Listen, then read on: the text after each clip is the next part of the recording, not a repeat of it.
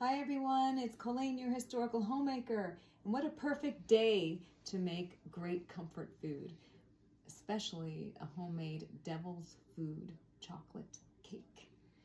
It's so cold and snowy and icy and everything is coming from the sky today, it seems like, but it's nice and warm in the kitchen and we're gonna have some yummy cake. And devil's food cake is perfect. The cake was originated in the southern states and the late 19th century, probably like around 1900, 1902 or so. And the first recipe, or the earliest known recipe, was in a cookbook and published in 1902 by Sarah Tyson Rorer, and it was called Mrs. Rorer's New Cookbook. How cool is that? Let's eat cake.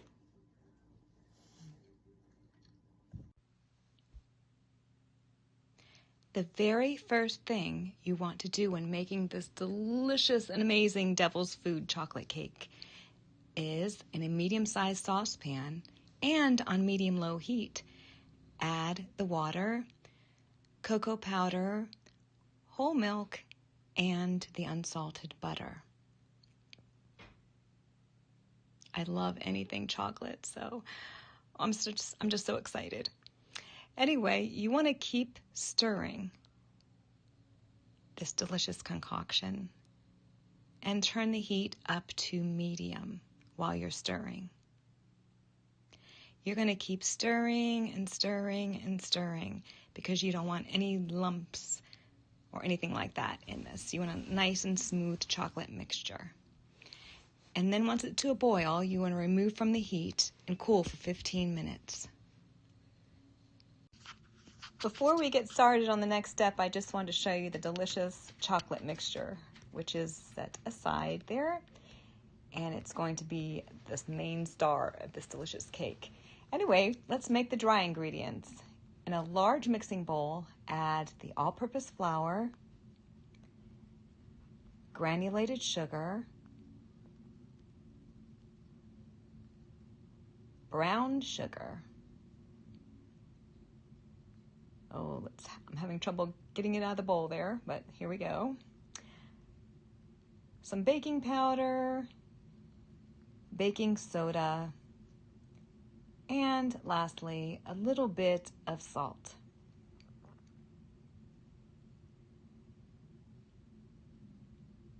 I'm going to use a handheld whisk and mix the dry ingredients together really well, making sure all is well incorporated.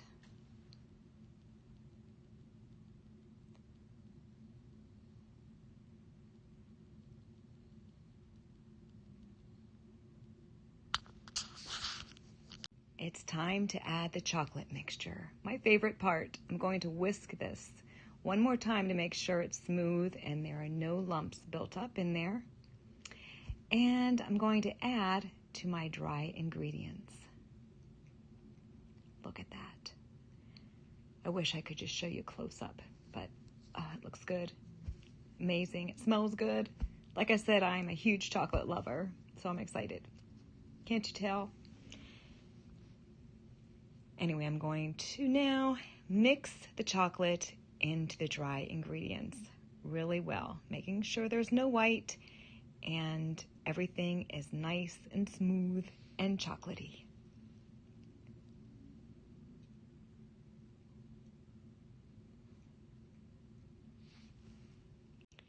I just wanted to give you an up-close personal look at the chocolate cake batter. Look at that. Oh, I'm so happy. And there's no white in there, so it's all perfect. I am now going to add some sour cream.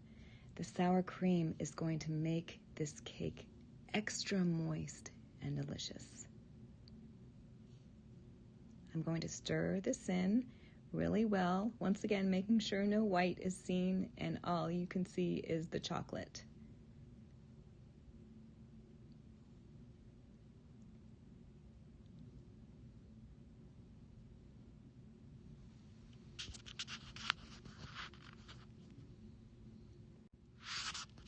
And add the large eggs into the batter and mix really, really well, making sure everything is well incorporated into that delicious cake batter.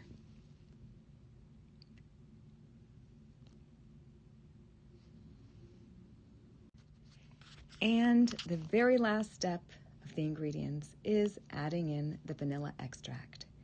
I've added in the vanilla extract and I'm going to just stir it in, making sure it's well incorporated with the other delicious ingredients. Prepare 2 8-inch cake pans. Spray them thoroughly with baking spray. Add parchment paper to the bottom of the greased cake pans, just like this.